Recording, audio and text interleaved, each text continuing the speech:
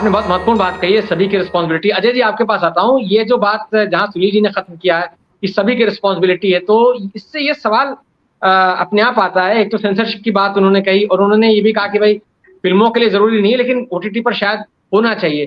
तो जो सेंसरशिप हमने देखा है, जिस तरह का स्वरूप हमने देखा है सिनेमा के लिए, वो उतना असरदार क्या रहा है? क्या ये उतना, जैसे कि अभी बात हो रही थी कि साहब फला इलाके के लिए आप एक सीन डाल दीजिए, दूसरे इलाके के लिए आप कुछ सीन डाल दीजिए, या जो विनोद जी ने अपना अनुभव बताया सेंसर को लेकर के, वो हमने देखा है। और अभी हाल के दिनों में हमने देखा है कि सेंसर से जो फिल्में पास हो गई, जैसे पद्मावत जैसी फिल्म पास हो गई या पठान पास हो गई, लेकिन उसको लेकर के भी लोग बवाल मचा रहे हैं, किसी गाने को लेकर के या किसी सीन को लेकर या किसी नाम को लेकर के। तो ऐसे में सेंसरशिप भी जो है वो कितनी असरदार होगी? अगर ओटीटी पर भी आप लगाते हैं तो क्या वो असरदार होगी?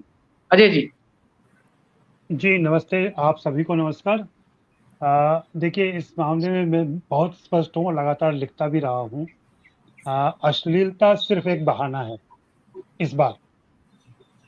असल मकसद है कि ओटीटी पर कंट्रोल, ओटीटी पर ऐसी चीजें ना आए जो सरकार के विरोध में जाती हैं या वर्तमान सत्ता के विरोध में जाती हैं, लेकिन उनको सीधा ये कहने पर ऐसा प्रावधान नहीं बना सकते, इसलिए वो अश्लीलता को जरिया बना रहे हैं। अश्लीलता को जरिया बना करके एक कॉन्सेंसस तैयार कर रहे हैं कि हाँ, ओटीटी पर पाबंदी आ जानी चाहिए, ओटीटी पर कंट्रोल हो जाना चाहिए, ओटीटी पर सरकार का नियंत्रण होना चाहिए। मेरा ये सवाल है कि अनुराग ठाकुर हों, खेल मंत्री साहब, और ये इस विभाग के मंत्री, या दूसरे कोई हों, लगातार धमकी और चेतावनी क्या देना है ओटीटी को? आप कंट्रोल कर लो ना, कल को एक कानून ले आओ, बंद कर दो इनको। आप एक तरफ तो ओटीटी प्लेटफॉर्म से कह रहे हो कि आप ऐसी आज़ादी ना लें, दूसरी तरफ भारत सरकार का सूचना एवं प्रसारण मंत्रालय अमेजॉन के साथ हाथ मिलाता है, बिजनेस डील करता है। तो ये पाखंड कब तक चलेगा? लोग समझ रहे हैं इस बात को। और यह बात कहना है कि क्या भारतीय संविधान में धारा 292, 293, 294 अश्लीलता को लेकर बनाए गए धाराएं हैं। अगर उनका सिर्फ पालन किया जाए हिंदी फिल्मों और हिंदी ओटीटी के शोज पर, तो 70% प्रोग्राम को बंद कर देना पड़ेगा, 70% फिल्मों को बंद कर देना पड़ेगा। ये सच्चाई है। लेकिन एक ढीलापन शुरू से चला आ रहा है।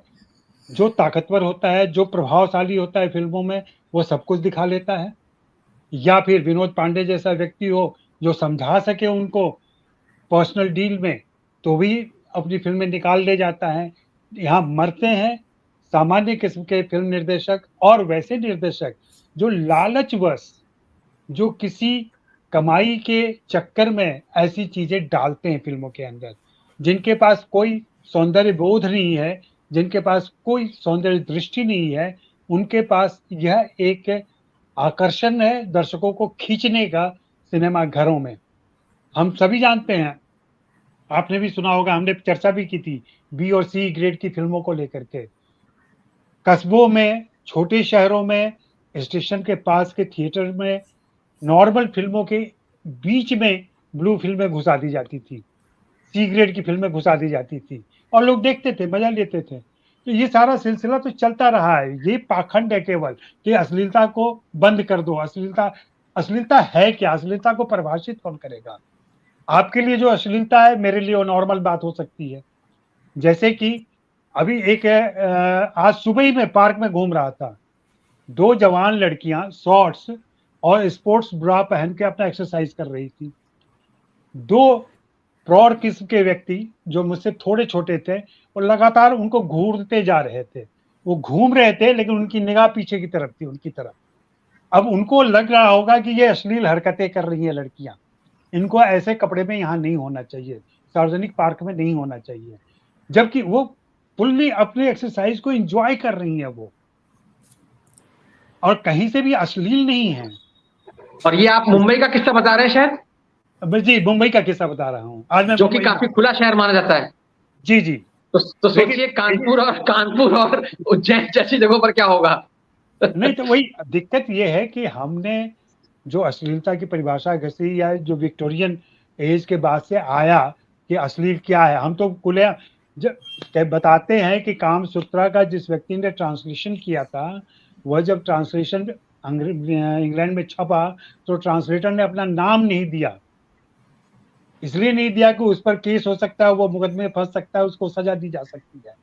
जब कामासूत्रा अंग्रेजी में पॉपुलर हो गया, तब जाके उस अनुवादक ने कहा कि भाई ये तो अनुवाद मैंने किया था। उस व्यक्ति का नाम था रिचर्ड बर्टन, जो कामसूत्र को लेकर के पश्चिम में जाता है। तो वहां भी ऐसे चीजें चल रही थी, यहाँ भी ऐसी चल रही है। हमें देखना होगा कि वास्तव में हम 18 साल से अधिक उम्र के जो हम नेता चुन सकते हैं अपना, तो हम अपनी फिल्में क्यों नहीं चुन सकते? और दूसरे जो लोग कहते हैं कि हम घर परिवार के साथ ये शो नहीं दे सकते, भाई किसने कहा है कि घर परिवार के साथ बैठ के हर शो देखिए? उसमें लिखा हुआ है ना कि 18 साल से कम उम्र के लोग ना देखें। तो अब 18 साल से कम उम्र के बच्चे को बिठाकर क्यों शो दिखाना चाह रहे हैं? गलती आपकी भी है ना। आपने अपने बच्चों को इस ढंग से ट्रेन नहीं किया कि उनको क्या देखना है, क्या नहीं देखना है। आज छोटे बच्चे के हाथ में आपने मोबाइल दे दिया है, मोबाइल में वो बटन दबा रहा है, बटन दबाते दबाते हो सकता है कहीं वो ऐसे पोर्नो साइट पे चला जाए। कोई कंट्रोल नहीं है हमारे जी। पास। और फिर भी हम ओटीटी पे अश्लीलता ना हो, ओटीटी पे ये ना हो, ओटीटी पे वो ना हो। फिल्मों में सब चलता है, फिल्मों में सब जायज है, ओटीटी पर ना हो फिलहाल, क्योंकि ओटीटी नया माध्यम है, ओटीटी स्ट्रॉन्ग माध्यम है। हाँ, मैं आपकी इस बात से सहमत हूँ कि जो लोग नासमझ हैं, जो लोग इन चीज़ों की खूबियों और अच्छाइयों को नहीं समझते हैं, जो इसका दुरुपयोग कर रहे हैं, उन पर कैसे पाबंदी लगाई जाए उस कंटेंट पर। तो मेरा जवाब यही होगा कि दर्शक ही पाबंदी लगाएँगे, दर्शक ऐसे घटिया शो नहीं देखेंगे। मुझे एक एक्टर मिले थे, उन्होंने कहा कि भई मुझे एक टीवी शो मिला, ऐसे ही ओटीटी का एक शो मिला।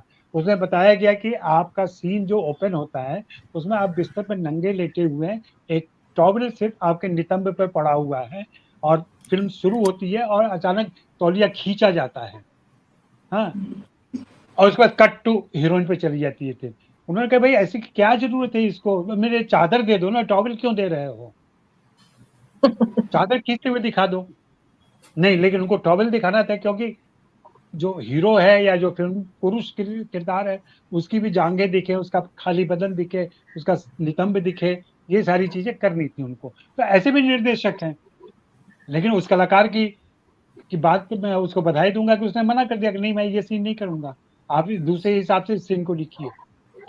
तो ये बहुत सारी चीज़ें एक-दूसरे से मिली हुई हैं, जैसे कि रवि जी ने कहा, रवि झांकल जी ने, कि भैया ऐसी समस्याएँ आती हैं, कलाकारों के साथ तो बहुत ज़्यादा आती है। कलाकार ना चाहते हुए कई बार कई चीज़ों को करता है, मजबूर है क्योंकि उसने काम हाथ में लिया हुआ है। लेकिन अब वही सौंदर्य बोध वाली बात यहाँ फाइनली आती है। मैं तो कहूँगा कि ये सब बेफजूल की बहस है, अश्लीलता वाली बहस। फिर से मैं इंगित कर रहा हूँ कि ये बहाना सिर्फ अंकुश लगाने का है ओटीटी पर, और कमज़ोर सॉफ्ट टारगेट मिला है उनको, अश्लीलता, जिससे सभी सहमत हो जाएँगे। इस परवर्टेड और सेक्सुअली स्टार्व्ड सोसाइटी में ये बात बहुत लोगों को अच्छी लगती है कि पर्दे पर सब कुछ अश्लील हो रहा है। बोल्ड के नाम पर बोल्डनेस क्या होती है? बोल्डनेस के बारे में एक अभिनेत्री ने बहुत अच्छा कहा है। कोई भी बोल्ड चरित्र वही होता है जो लड़की अपना डिसीजन खुद ले सके, वह बोल्ड चरित्र है। जी। शरीर दिखाने से या शरीर के मैं कपड़े उतारने से कोई बोल्ड नहीं होता। जी।